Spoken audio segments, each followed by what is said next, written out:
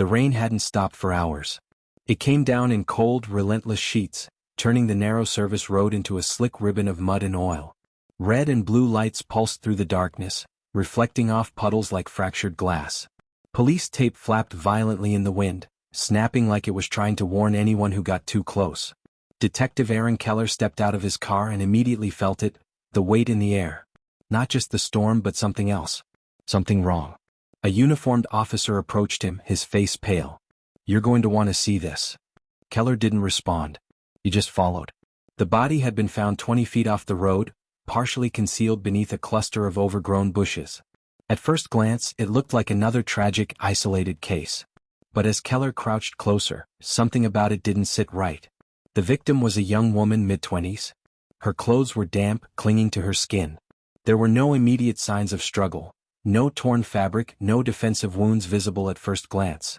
But her eyes, they were open, frozen in a quiet kind of terror. "ID?" Keller asked. "Not yet," the officer replied. "No wallet. No phone. Nothing." Keller scanned the area. No tire tracks that hadn't already been distorted by the rain. No footprints they could trust. Whoever had done this knew exactly where to leave her. Or maybe they'd done this before. 2 days later, the victim had a name, Melissa Grant. 26. Worked at a dental office. No criminal record. No known enemies. She had texted a friend the night she disappeared, saying she was meeting someone she didn't name. And then, nothing. Keller sat at his desk, flipping through the file again and again, like the truth might suddenly reveal itself between the pages. It didn't. Across the room, Detective Laura Mendez leaned against a filing cabinet, arms crossed. "It's clean," she said. "Too clean." Keller looked up. "What do you mean?" "No struggle. No witnesses. No digital trail after that last text. It's like she just vanished and then reappeared out there." Keller exhaled slowly. "That doesn't happen without help. Or practice," Mendez replied. The word hung in the air. Practice. 3 weeks later, another body was found. This time it was off a highway exit, nearly 40 miles from the first scene. Different location. Different victim. Same stillness. Same eerie lack of evidence. Her name was Rebecca Sloan. 28. Waitress. Last seen leaving work alone. No connection to Melissa Grant. At least, none that anyone could find. But Keller felt it now. That quiet, creeping certainty.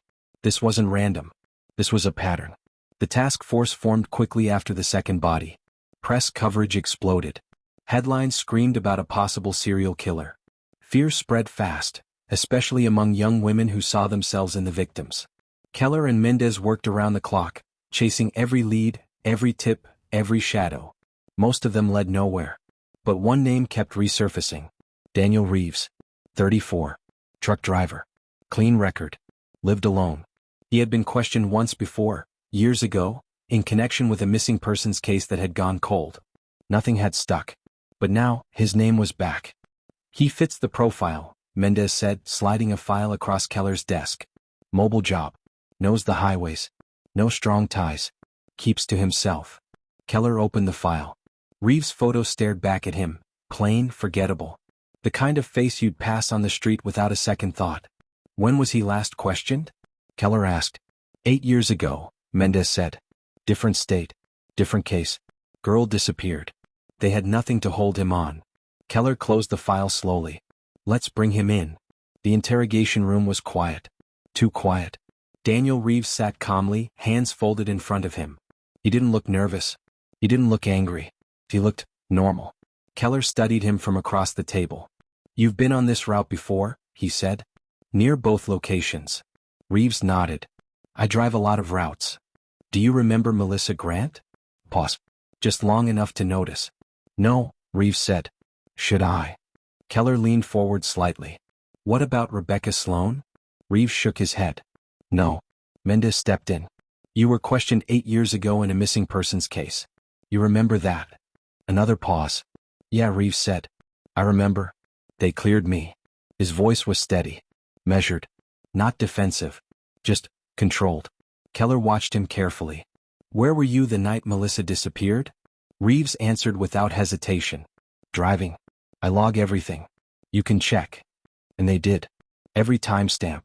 Every route. It all checked out. Again. After 2 hours they had nothing. No inconsistencies. No slip-ups. No evidence. Just a man who knew exactly how to stay one step ahead. As Reeves stood to leave, he paused at the door. Then he turned slightly, just enough to glance back. "I hope you find who you're looking for," he said. And then he walked out. That night, Keller couldn't sleep. Something about Reeves didn't sit right. Not because of what he said, but because of what he didn't. It was too perfect. Too rehearsed. Keller sat at his kitchen table, staring at the crime scene photos spread out in front of him. Melissa Grant. Rebecca Sloan. 2 different lives. 2 different places. Same ending. His eyes moved slowly over the details. The positioning of the bodies. The lack of struggle. The silence. And then he saw it. Something so small, it had barely been noted in the original reports. A detail so insignificant, it had been buried in the paperwork. Keller leaned in closer, his pulse quickening. "No way," he whispered. Because there it was. In both cases. The same tiny, overlooked clue. Right in front of them the entire time. And somehow, they had all missed it. The detail was so small it almost felt ridiculous. Aaron Keller sat frozen at his kitchen table, the dim overhead light casting long shadows across the scattered files. Rain still tapped faintly against the window, softer now, like the storm was losing interest, but Keller wasn't. He leaned closer. Both crime scene reports. 2 different locations. 2 different victims. Same note. Same overlooked line buried in the forensic summaries. Trace amounts of industrial paint, dark blue oil-based, found on victim's shoe. Keller's jaw tightened.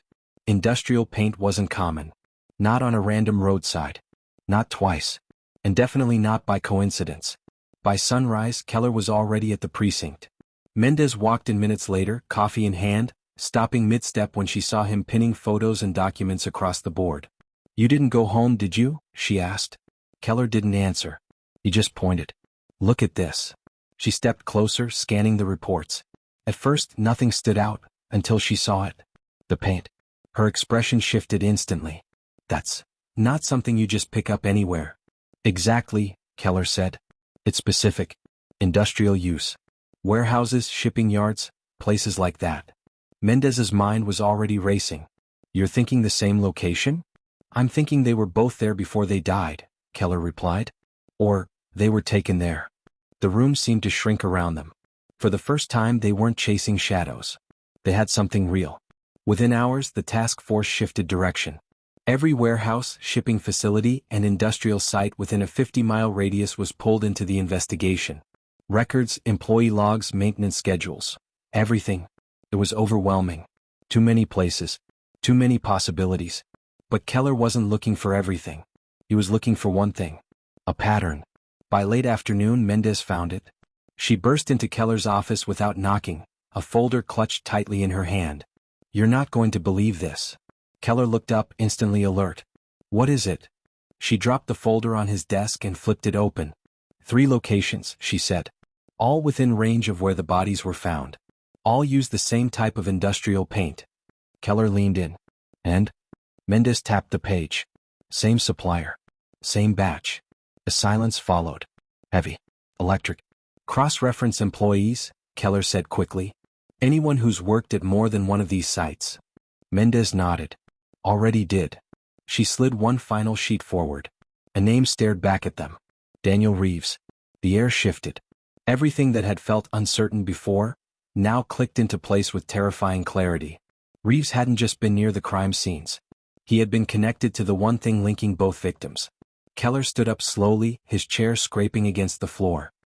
"He's been right in front of us the whole time," he said. Mendez's voice was quieter. "And we let him walk." They moved fast. Too fast maybe. But there was no time to waste. A warrant was pushed through within hours, backed by the new forensic link. By nightfall, a team was assembled outside Reeves' house. The same quiet property. The same dim light glowing faintly through the window. But this time, it felt different. He wasn't just a person of interest anymore. He was the center of everything. "Everyone ready?" Keller asked, his voice low but firm. A series of nods. Weapons checked. Radios silent. Rain had started again, lighter but steady. Keller approached the door, his pulse steady but sharp. He knocked once. No response. He knocked again, louder this time. Still nothing. Keller exchanged a glance with Mendez. "Do it." The door was forced open in seconds. Inside the house was still. Too still. The air felt stale, untouched. Clear, one officer called from the living room. Clear, another echoed from down the hall. Keller moved slowly, scanning every detail. Everything looked normal. Too normal. No signs of struggle. No signs of panic. No signs of anyone leaving in a hurry. But Reeves was gone. Mendez stepped into the bedroom, her eyes sweeping the space. "Closet's empty," she called out. "Some clothes missing." Keller's jaw tightened. He knew. They searched the entire house.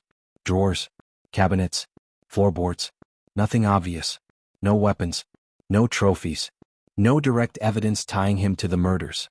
It was like he had prepared for this moment. Like he had been waiting for them to catch up. Then one of the officers spoke up. "Detective, you need to see this." Keller followed the voice to the garage. The smell hit him first. Paint. Faint but unmistakable. The overhead light flickered as it came on, revealing a workbench along the far wall. Tools. Containers. Brushes. And there, lined up neatly on a shelf, cans of dark blue industrial paint. Same brand. Same type.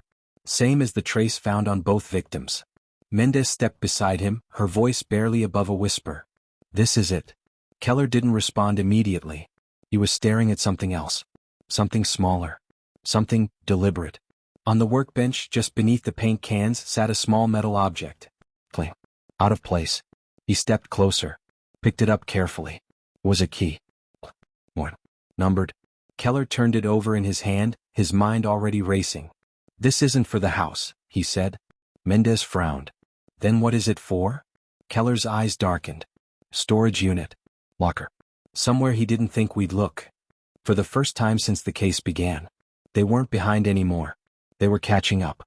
But as Keller stood there holding the key, a thought crept in, slow, cold, and undeniable. If Reeves had left this behind, it wasn't an accident. It was a message. Or worse, a challenge. And somewhere out there, Daniel Reeves was still moving. Still thinking. Still one step ahead. Keller closed his hand tightly around the key. "Find out where this goes," he said. Mendez nodded, already turning. But neither of them said what they were both thinking. Because if that key opened what they feared it might, then this case wasn't just bigger than they thought. It was far from over. The storage facility sat on the edge of the city, where streetlights thinned out and the roads felt forgotten. It was the kind of place people passed every day without ever noticing. Rows of identical metal doors, silent and sealed, holding secrets no one asked about. Keller stepped out of the car, the cold night air biting through his coat. In his hand, the small metal key felt heavier than it should. Mendez joined him, glancing at the faded sign near the entrance. "Place hasn't been updated in years," she muttered. "No cameras out front." Keller nodded. "Exactly the kind of place you'd choose." Inside, the fluorescent lights flickered overhead, casting a dull, uneven glow down the narrow corridors. Each step echoed faintly, the sound swallowed by the rows of locked units. They moved slowly, methodically, checking numbers. "Row C," Keller said quietly, glancing at the tag on the key. "Unit 117. They turned the corner. And there it was. A rusted metal door. Number barely visible beneath years of wear. For a moment, neither of them moved. Then Keller stepped forward. The key slid into the lock with a soft, mechanical click. He hesitated just for a second. Then turned it. The door creaked open. The smell hit first. Stale air. Thus, something faint, chemical. Keller raised his flashlight, the beam cutting through the darkness. At first it looked like nothing. Just an empty storage unit. Concrete floor. Bare walls. But then... "Wait," Mendez whispered. Keller stepped inside slowly, sweeping the light across the room. And then it became clear. This wasn't empty. It had been cleaned. Too clean. There were marks on the floor, faint, almost invisible. Scratches. Drag patterns. Keller crouched down, running his gloved fingers across the concrete. "This is where he brought them," he said quietly. Mendez's face tightened. And whatever he did, he made sure to erase it. Keller stood up, scanning the walls. That's when he saw it. A small section near the back, barely noticeable unless you were looking for it. A difference in texture. "Over there," he said. They moved closer. The wall panel didn't match the rest. Keller pressed against it lightly. It shifted. A hidden compartment. Mendez stepped back slightly as Keller pulled it open. Inside. Files. Photographs. Dozens of them. The silence that followed was suffocating. Keller picked up the first photo. Melissa Grant. But not the one from the case file. This was different. She was alive. Unaware. Captured from a distance. Mendez grabbed another. Rebecca Sloan. Same thing. Watching. Waiting. Tracking. This isn't just about the murders, Mendez said, her voice low, shaken. He's been stalking them, for weeks. Maybe longer. Keller flipped through more photos. Different women. Different places. Some smiling. Some alone. Some completely unaware they were being watched. And then, he stopped. His expression changed instantly. What is it? Mendez asked. Keller didn't answer right away. He just handed her the photo. Mendez's breath caught. Because the woman in the picture was her. The room seemed to close in. Mendez stared at the image, her face pale. It was taken recently. Very recently. She was outside the precinct. Talking on her phone. Completely unaware. He's been watching us, she whispered. Keller's mind raced. This wasn't random anymore. This wasn't just about victims. This was personal. A sudden noise echoed faintly from outside. Both of them froze. Footsteps. Slow. Measured. Not running. Not hiding. Walking. Keller killed the flashlight instantly. Darkness swallowed the room. The footsteps grew louder. Closer. Mendez's breathing slowed, controlled, but her hand tightened around her weapon. The footsteps stopped. Right outside the unit. Silence. Then, a faint metallic sound. The door. Someone was opening it. Keller moved quickly, positioning himself beside the entrance, back against the wall. Mendez mirrored him on the opposite side. The door creaked open slowly. A silhouette appeared in the doorway. Come. Unhurried. Like he knew exactly what he was walking into. Daniel Reeves. He stepped inside without hesitation. No panic. No surprise. Just control. I was wondering how long it would take, he said quietly. Keller stepped forward, weapon raised. Don't move. Reeves smiled slightly. Not nervous. Not afraid. You found the clue, he said. Eventually. Mendez's voice cut in sharp. You've been watching us. Reeves glanced at her. That's the thing about patterns, he said. Once you see them, you can't unsee them. Get on the ground, Keller ordered. But Reeves didn't move. Instead, he tilted his head slightly. You think this ends here? He asked. Keller's grip tightened. It does. Reeves let out a quiet breath. Almost amused. No, he said softly. It doesn't. For a split second. Everything felt off. Too easy. Too controlled. And then Keller realized. Reeves wasn't looking at him. He was looking past him. Keller turned. Just as a loud metallic slam echoed from behind. The unit door. Shut. Darkness. Complete. A heavy click followed. Locked. From the outside. Mendez moved instantly, rushing to the door, pulling hard. It didn't budge. Damn it, she snapped. Keller turned back. But Reeves was gone. The hidden panel. Open. Empty. A second exit. Keller's chest tightened. He planned this, he said. Mendez slammed her fist against the door. He planned everything. From somewhere outside. Faintly. Footsteps again. Walking away. Come. Unrushed. Keller stepped back into the darkness, his mind racing faster than ever. The photos. The surveillance. The message. The challenge. Reeves hadn't just stayed ahead. He had been guiding them. Leading them. Right here. And now. He was gone. Again. Keller looked down at the photo still in his hand. Mendez. Watch. Chosen. This wasn't over. Not even close. Because this time, they weren't just hunting a killer. They were the targets. If you think this case is finished, you're already thinking like everyone else who missed the signs the first time. Subscribe because the next story might be even closer than you think.